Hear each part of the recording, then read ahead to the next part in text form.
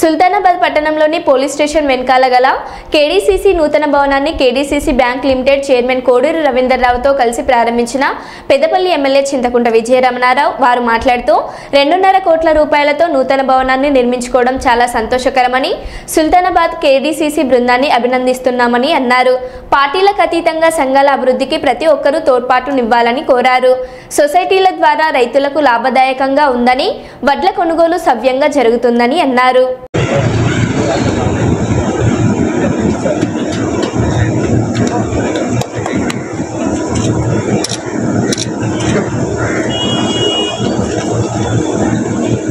Manager Satyanarayana Rao గారికి, మోహన్ రావు గారికి, DCO శ్రీమాల గారికి, వేదికను అలంకరించినటువంటి గౌరవ సింగిల్ విండో చైర్మన్లకు, ఈ కార్యక్రమంలో పాల్గొన్నటువంటి రైతు సోదరులకు, అదే మా ఎమ్మెల్యేలకు కూడా చెప్పి అటువంటి ప్రాబ్లం కూడా చేస్తాం. తర్వాత బోనస్ గతంలో కూడా పెద్దపల్లి జిల్లా మొత్తం పెద్దపల్లి జిల్లా మొత్తంలో మాకు 114 కోట్ల బోనస్ వచ్చింది. ఇది సన్నవడ్ల బోనస్. అదే అలా మా నియోజకవర్గంలోనే దగ్గర 60 కోట్ల బోనస్ వచ్చింది పెద్దపల్లి నియోజకవర్గం రైతులకు సన్నవడ్ల బోనస్. మళ్ళీ ఇవాళ కూడా ఏసంగి బోనస్ ఎప్పుడైతే ప్రభుత్వం డిక్లేర్ చేసినాక మరీ ముఖ్యంగా ఓపీ వడ్లకు అంతకుముందు 2350, 2400 ఇస్తారు క్వింటల్. ఇవాళ 2800 క్వింటల్కి ఇచ్చి బాధతో జోక్కపోతా ఉన్నారు. మీరు రమేష్ కూడా ఆయన కూడా రైతు. తర్వాత మేల్ ఫీమేల్ వీళ్ళ మండలికి వెళ్ళి జమ్మికుంట, ఇల్లంతకుంట, హుస్నాబాద్, ఈ రమేష్ వాళ్ళ ప్రాంతంకి వెళ్ళి మా ప్రాంతం వచ్చింది 22 ఏళ్ల కింద మేల్ ఫీమేల్ కూడా మా ప్రాంతం అంతా 11 రకాల విత్తనాలు పెడతారు. ఇది నూజివీడు కావచ్చు, కావేరి కావచ్చు, గోదావరి కావచ్చు, తర్వాత సింజెంట కావచ్చు, పేరు కావచ్చు, అంటే ఇట్లా చెప్పుకుంటే పయనీర్ కావచ్చు, 11 రకాల విత్తనాలు పెడతారు. ఫస్ట్ టైం రవీంద్ర అన్న అంటే మీకు కూడా దానిగా కొంత అవగాహన ఉండి ఉంటుంది, ఎందుకంటే ఒక రైతు బిడ్డగా. అయితే మేల్ ఫీమేల్ ఎక్కువ మన ఉమ్మడి కరీంనగర్ జిల్లాలో పండుతుంది. అంటే రాష్ట్రం మొత్తంలో కూడా ఉమ్మడి ఆంధ్రప్రదేశ్ కూడా ఇక్కడ పండదు, వేరే రాష్ట్రాల్లో పండదు. అది ఇక్కడ పండించి వాళ్ళు ఇక్కడ నుంచి నార్త్ అటు ఇటు అంతా ఇక్కడ నుంచెల్లే సప్లై అయితే మనం పండించిన వాళ్ళు. అంతకుముందు ఎప్పుడైనా కూడా వాళ్ళే డామినేషన్ ఉండు రైతు మీద. రైతు ఒక 2 ఎకరాలు అడితే పోగా ఈయన కూడా కొద్ది రోజులు చేసిన చేయలేను, ఇప్పుడు చేస్తున్నా. అయితే వాళ్ళు కూడా ఎకరం ఇచ్చి గిద్దే పో అని చెప్పారు. తర్వాత ఏమైనా పంట పోయినా ఏమైనా వైరస్ వచ్చి పంట వెళ్ళకుండా కూడా మనం వాళ్ళ చుట్టూ తిరిగినా కూడా వాళ్ళు రైతులను ఇబ్బంది పెడతారు. ఎన్నోసార్లు నేను కలెక్టర్కు, మంత్రుల దగ్గరికి వెళ్ళి వాళ్ళ కోసం కొట్టాడిన సందర్భం. కానీ మొట్టమొదటిసారి రైతులకు ఎప్పుడైతే ప్రభుత్వం బోనస్ ప్రకటించిందో ఇప్పుడు నేను చెప్పినటువంటి అన్ని రకాల ఇవాళ ఒక్క క్వింటాల్ వాటి కన్నా 2000 నుంచి 4000 పెంచారు. 2000 రూపాయల నుండి 4000 రూపాయలు ఒక క్వింటాల్ పెంచారు. పెంచడంతో పాటు ఆయన కూడా ఇక్కడనే ఉన్నాడు కదా, నువ్వు ఏ కంపెనీ చేస్తున్నావు?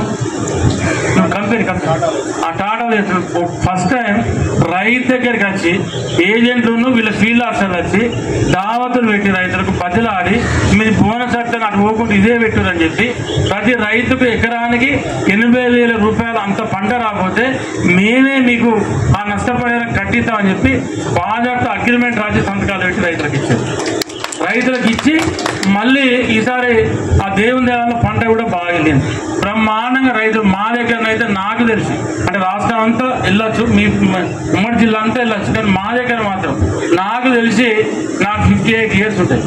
నాకు ఈ 45 సంవత్సరాల నుంచి ఇంత పంట నేను ఎన్నడూ చూడలేదు. ఫస్ట్ టైం చూస్తున్నా.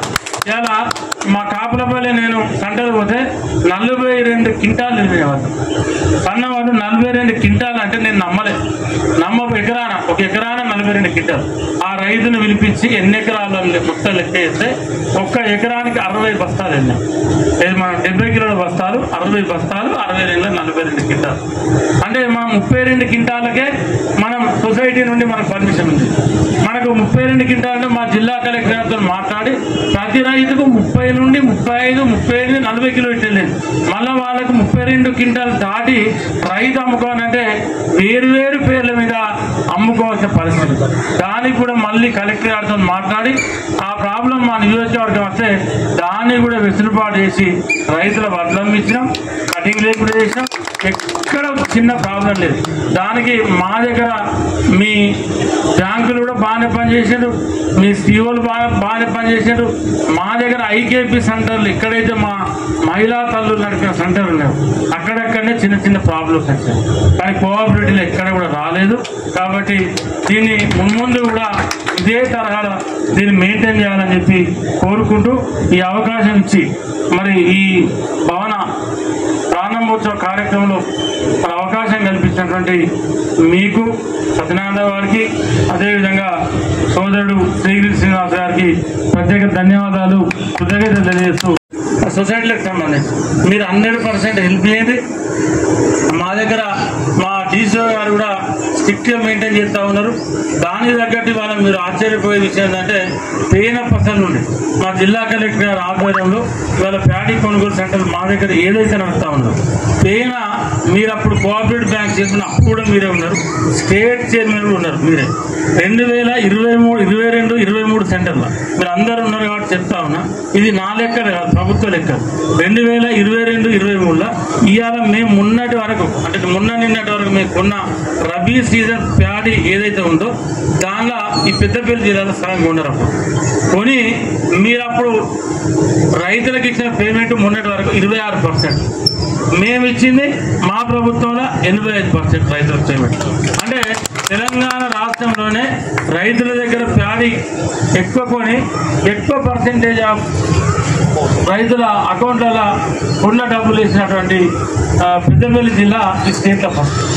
అంటే దానికి కలెక్టర్ గారు కృషి ఉంది, మీ సీఓలు కూడా ఎంబడెంబడే కట్ షీట్లు తెప్పించడం, ఎంబడెంబడే దాన్ని ఆన్లైన్ ట్యాబ్ కొట్టడం, అంటే ఇవన్నీ ఒకళ్ళు చేస్తే ఇది కాదు కదా. ఇది అంటే సమిష్టిగా చేస్తే ఇవాళ బ్రహ్మాండంగా మా దగ్గర నడుస్తూ ఉందన్న.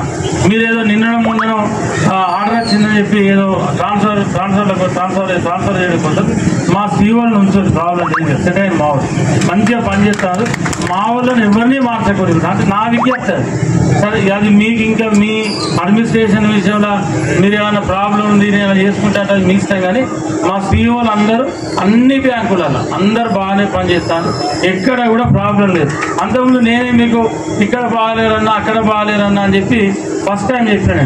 సత్యాన్ని కూడా 2-3 సార్లు ఫోన్ చేసాను, కానీ అది మెల్లగా సెట్ అయింది.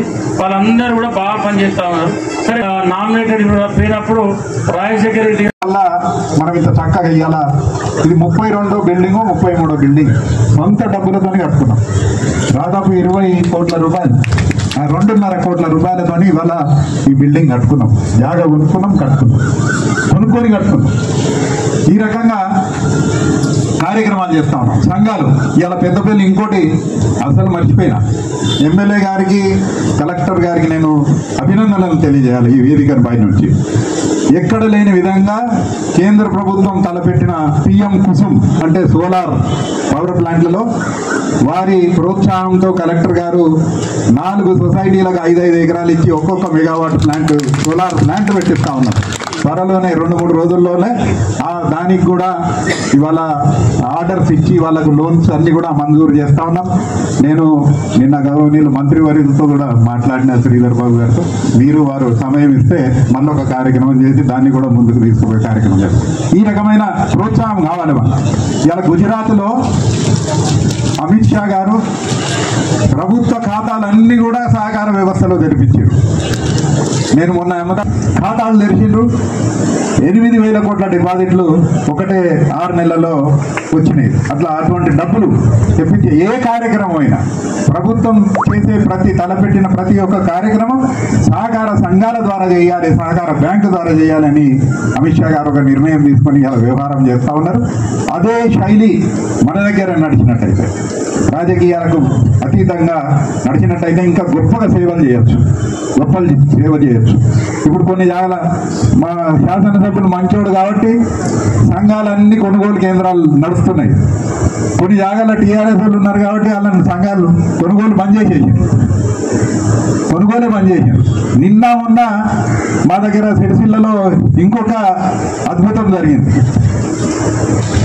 జీలుగు, పచ్చరొట్ట, అది బంద్ చేసి వేరే బయట అమ్మిస్తున్నారు. లైన్లు చెప్పులు పెట్టుకొని లైన్లు నిలబడుతుంటాయి ఇప్పుడు ఆడ. ఇదివరకు సంఘాల ద్వారా అమ్మేది, ఇప్పుడు ఎరువులు కూడా బంద్ చేస్తారట. ఎందుకంటే అవి టీఆర్ఎస్ వాళ్ళు నడుస్తున్నారు కాబట్టి ఎరువులు కూడా బంద్ చేస్తారని చెప్పడం జరుగుతూ ఉన్నది. దయచేసి ఇటువంటి చిన్న ఆలోచనతోని